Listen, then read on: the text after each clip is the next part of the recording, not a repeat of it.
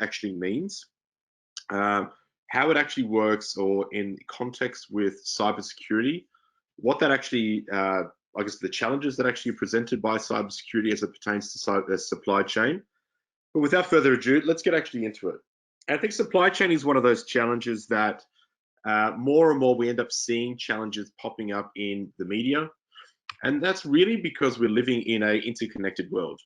We're living in a world that really is a connection, or a supply chain is really a network of all the individuals, organizations, resources, activities, and technology involved in actually helping you deliver, sell, and I guess really create and source materials from suppliers to manufacturers through obviously to its own eventual delivery to an end user. All of you could actually be end users. All of you could also be manufacturers. All of you could also be suppliers that are part of a supply chain. Supply chain is not necessarily you only receive products and you're a manufacturer. It could simply be that you are, a software engineering group. You could be working for an organization that really creates technology that may be delivering web-based applications out to the internet.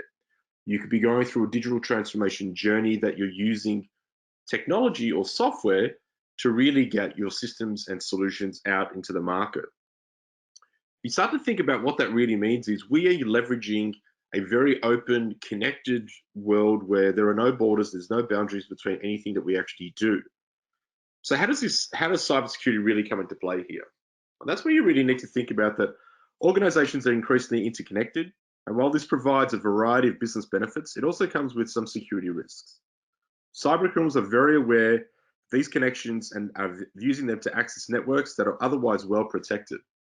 But as you start to think about the world that we're moving into more and more, such as leveraging more of the Internet of Things or IoT devices, we've got more digital buyer-seller relationships. We've got a world where robotic process automation is taking place on a very rapid pace.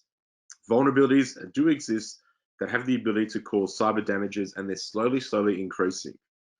Businesses may even have security tools and protections in place, but need to ask whether their suppliers and even their suppliers and so on down the value chain have the same kind of protection.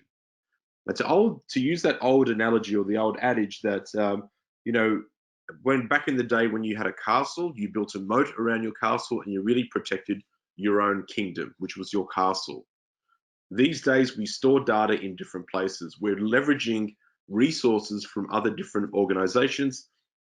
Keep on going with that same thread. We have people leveraging different bits of data from other castles. So we always need to be thinking about how do we actually secure all of that. Supply chain attacks have caused harmful effects, and because of the fact that it really comes down to people violating the basic trust between providers and consumers.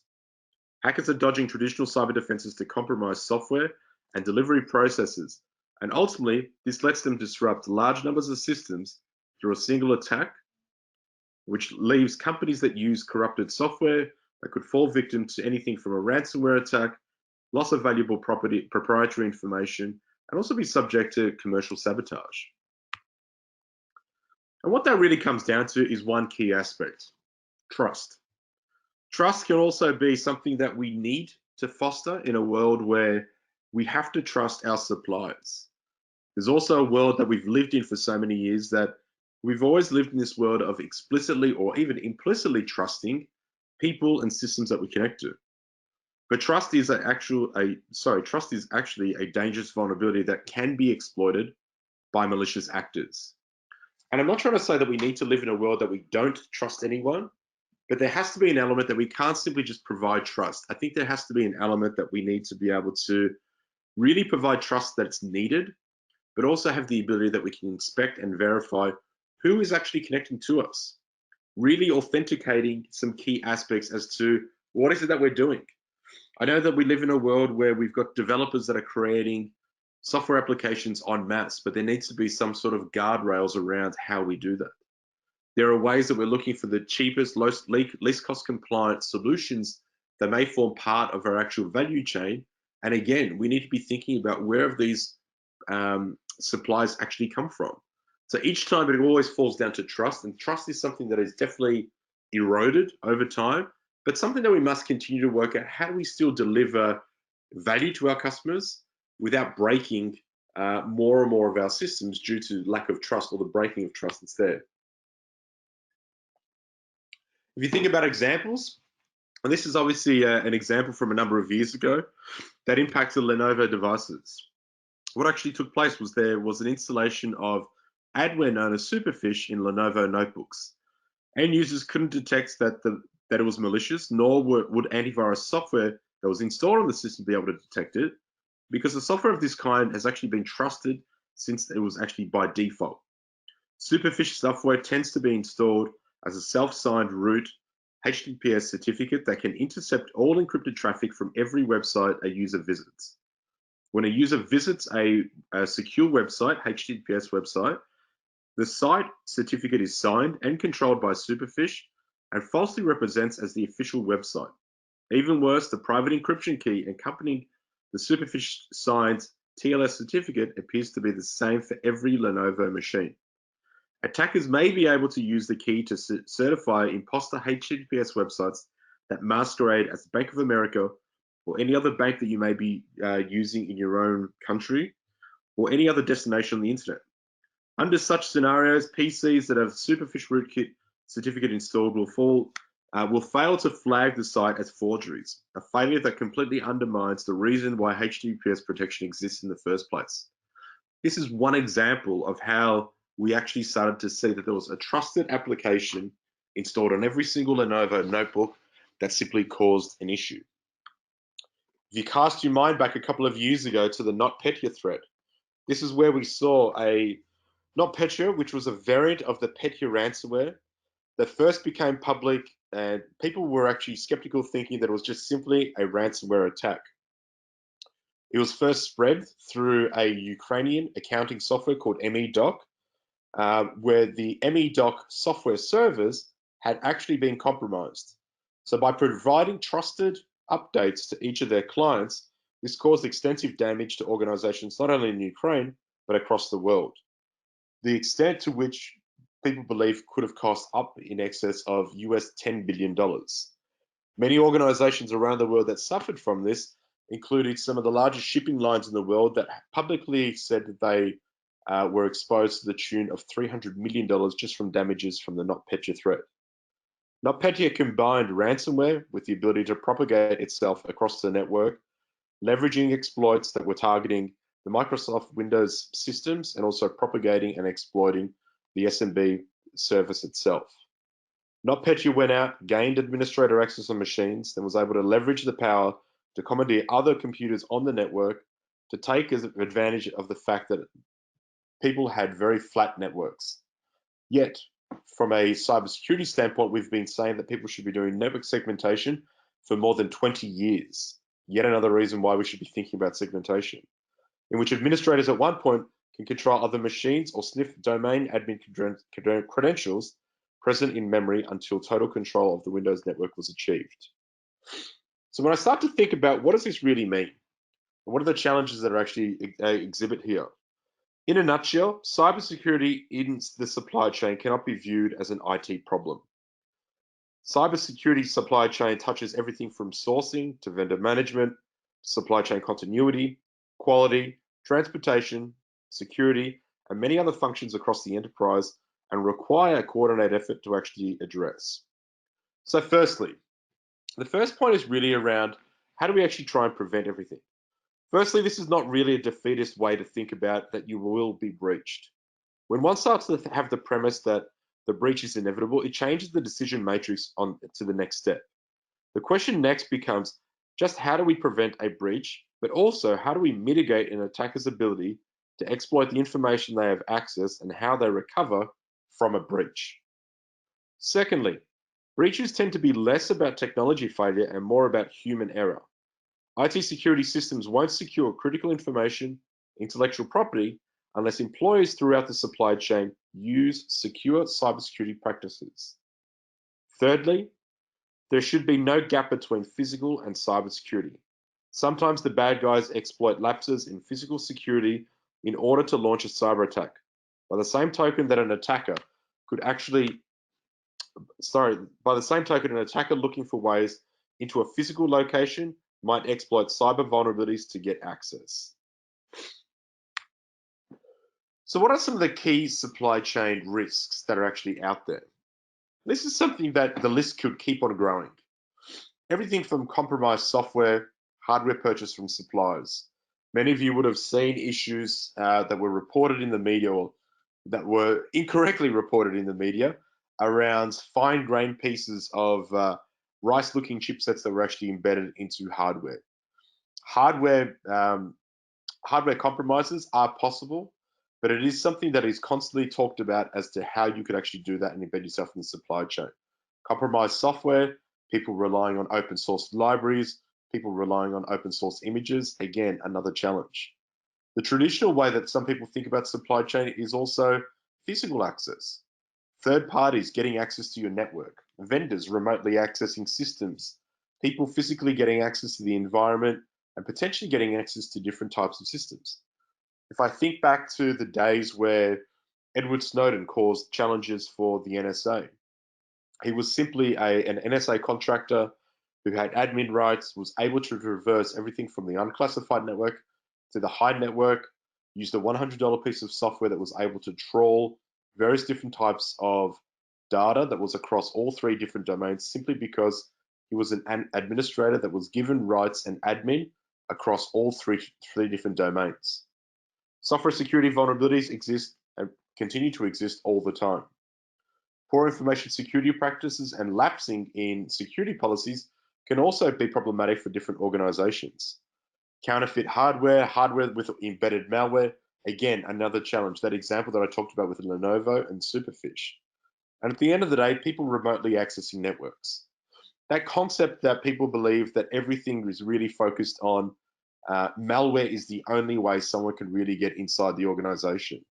It can also come from someone using credentials that you and I may actually be using on a regular day and basis, and they simply use the same VPN connectivity to come back into our network using our credentials and pretending to be what you and I normally would do on a network and access different applications. These are a range of different types of key supply chain risks that are actually out there.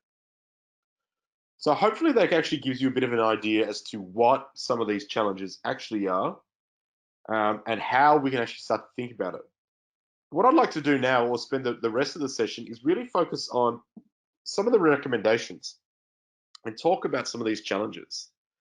Just to sort of summarize again, supply chain is really everything that basically can come into an organization, helps us build products, helps us build solutions. It could be people that we trust and rely on. It could be people such as contractors, outsourcers. It could be third-party equipment that's actually sitting onto our network. It could be software vulnerabilities. So let's actually think about how we can now solve this rather than simply focusing on the problem and the challenges that are actually out there. So let's go into the recommendations themselves. First and foremost, and I can't say this or stress this enough, this is where we always need to be thinking about documenting policies and procedures. Every organization should really have a way to think about how can they actually address policies and procedures as it pertains to supply chain. Who are the trusted suppliers to an organization? Where should people be getting their systems, their supplies, their software from? And this should actually be documented and procedures should be followed. And we really need to have some form of governance around how do we actually monitor and identify what's actually happening inside our own organizations.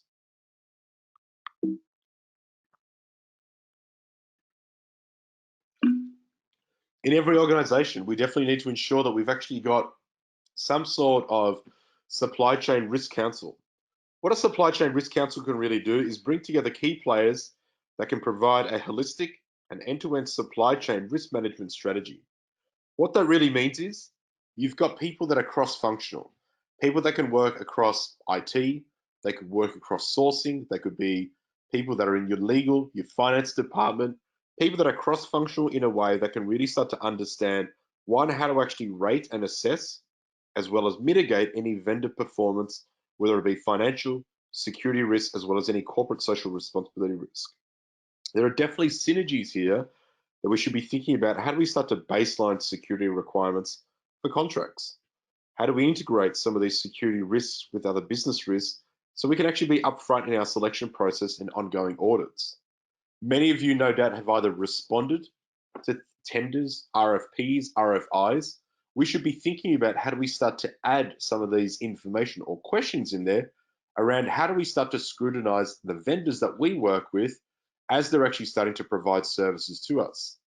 Again, using that concept, I can secure my own data, my own systems, but I don't really know how my suppliers are actually securing their systems that potentially connect into mine.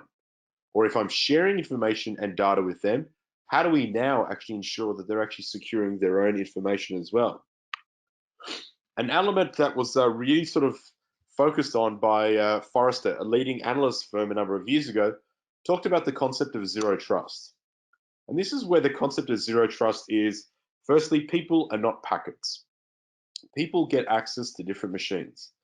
We've always worked on this concept of a demilitarized zone where we basically said everything outside our organization or everything outside the perimeter is considered untrusted and everything inside was trusted.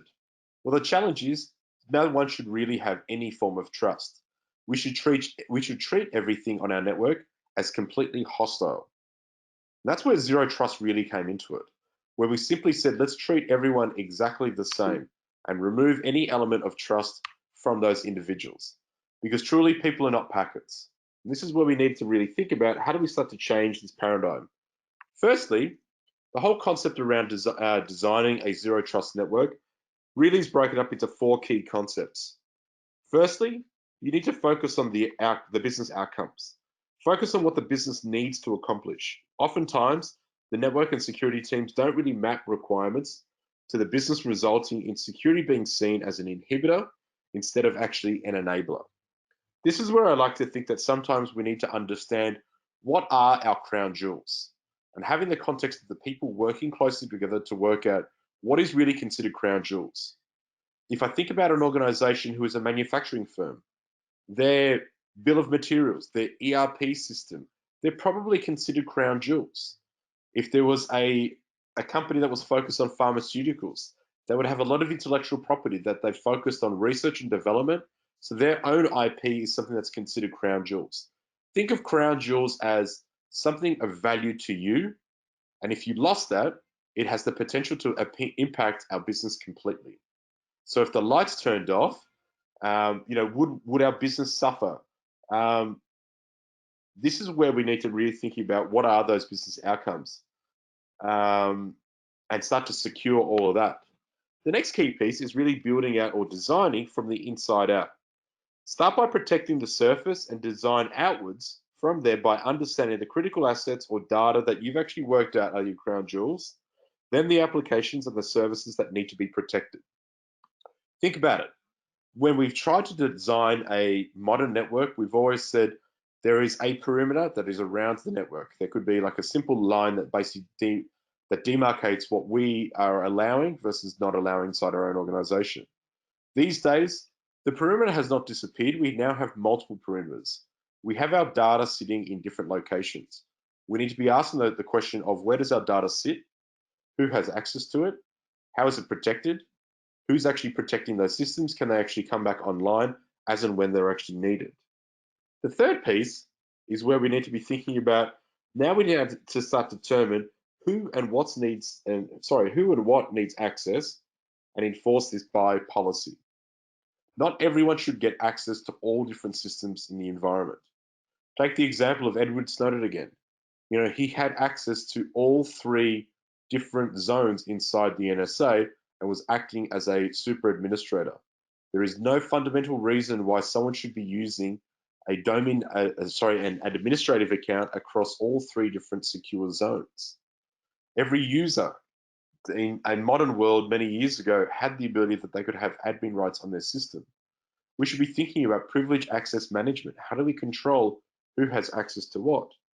And then finally, a key piece in order to actually achieve this is where we finally need to inspect access up to layer 7 and log all the traffic. What layer 7 is at the actual application layer. For years, we've always had a policy that simply was defined based on a stateful rule set. Allow web traffic, allow port 80, allow port 443 as an example. But today, we basically use a range of different applications. For ERP systems, you could be using SAP or SAP. Think about it. Not every single person in an organization would need to have access to your SAP system. So how do we actually limit that? Well, let's actually start to understand who needs access to that. These are the 27 people that need access to it. Now let's prevent everyone else from doing that. But whilst doing that, we need to be able to trust and verify all of the different traffic. That's effectively how we can achieve this from a zero trust aspect. One of the more common things that I'm starting to see more and more popping up in different organizations is a concept called shift left. And this is where today you've got developers that are no longer really working on this premise of what's called a waterfall approach. This is where they're basically saying, let's build some code, let's go through a series of tests, let's check it, let's move on to the next step and then release software. Developers these days are simply working on a world of continuous improvement and continuous development. What shift left really focuses on is shift left is all around security practices that can significantly reduce the risk of releasing software with security vulnerabilities into production. Shift left also helps to optimize a continuous delivery chain by making security part and parcel of the development process. Many of you are probably wondering, why am I talking about this as a recommendation? I'll give you a great example. Many times people turn around and will say, I need to roll out, I guess one of the most common things these days is to leverage containers if you're rolling out into cloud compute. Rather than rolling in infrastructure as a service, people are saying, well, I don't want to worry about the operating system, so let me actually put my code into a container. Container images can freely be downloaded from places like GitHub and a range of different sources. So people are just simply downloading code that hasn't really gone through any type of verification and code checking as a secure source. Yet to make shift left really work, it's where we simply say, let's actually check and verify where the actual code source is coming from. Does it contain any application vulnerabilities? Does it contain any challenges that could actually impact us later in the future? By having a shift left culture, it actually focuses on choosing the right personnel to ensure that you deliver secure and innovative software. It also requires designing and enforcing processes that maximize security at all stages of the delivery chain. Ultimately, shifting your culture left involves developing an entirely new paradigm and set of principles for software delivery and security, and using it to replace that philosophy that predominated in the age of waterfall delivery, which was what I talked about at the start. Deliver code, check it after the fact, and simply release it. This is all about making continuous changes and improvement and saying, let's actually check earlier on in the cycle before it actually hits a production stage.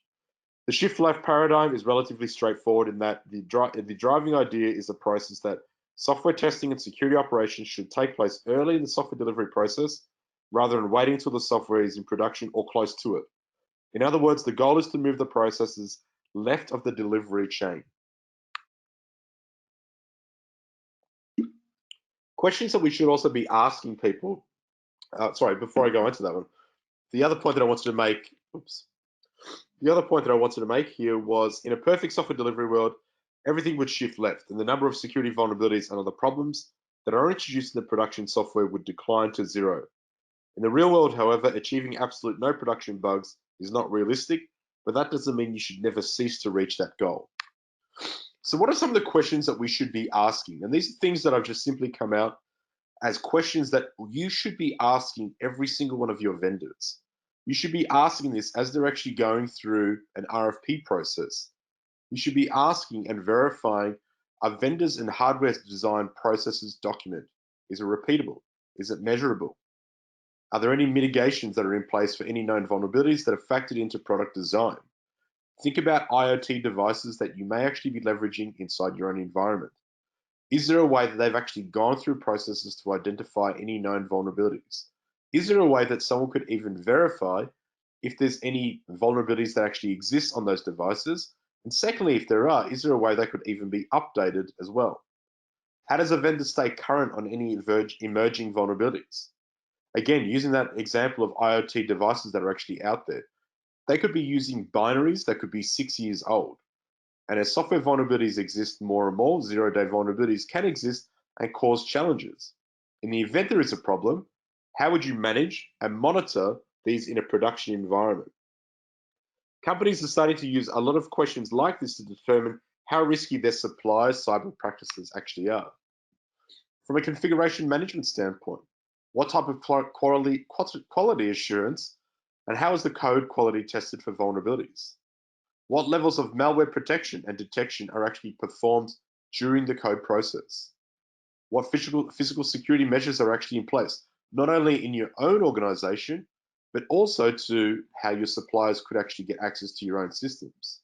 What access controls, both from a physical and cyber world, are actually in place to try and stop a lot of this? Background checking employees. There has been known to be an insider threat challenge popping up more and more. From the last Verizon data breach report, insider threat was actually growing time and time again. So we should always be thinking about doing employee background checks, and we'll also work at how frequently we're conducting these checks as well. Security practice expectations. We should always be thinking about, are they adhering to any particular standards? Again, let me caution the word on standards here, that someone's saying that they are ISO compliant, that they have SOC 2 compliance in their own data center. That is simply saying that they follow a particular form of practices. That does not mean that they are fundamentally secure in the way that they do things. Compliance does not equal security. How secure are people's distribution processes?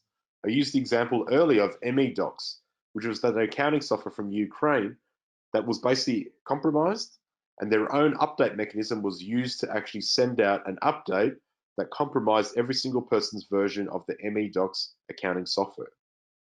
What components are actually used as part of risk and mitigation strategies? How do you also go through that vendor development lifecycle to understand what's going on out there? And this is where you really need to be thinking about, how do you protect and store your own information, your own customer data?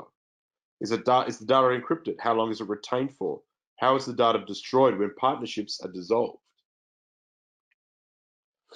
So in conclusion, I just want to say that there's a number of different facets that we always need to be thinking about.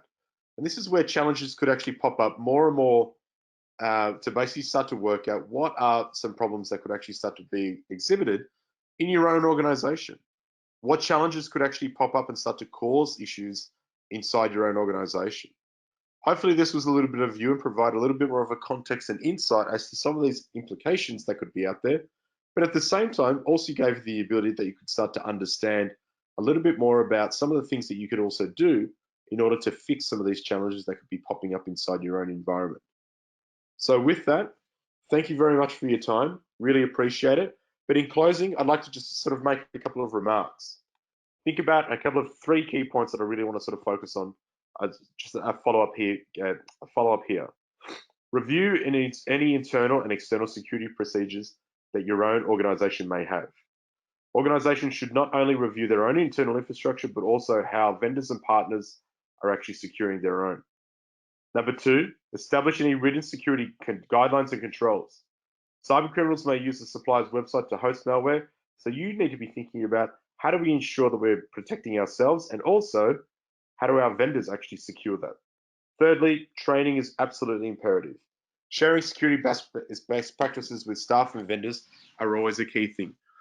So thank you very much, and hopefully we've got some questions that people are willing to ask, and I'm happy to field as many of them as I can.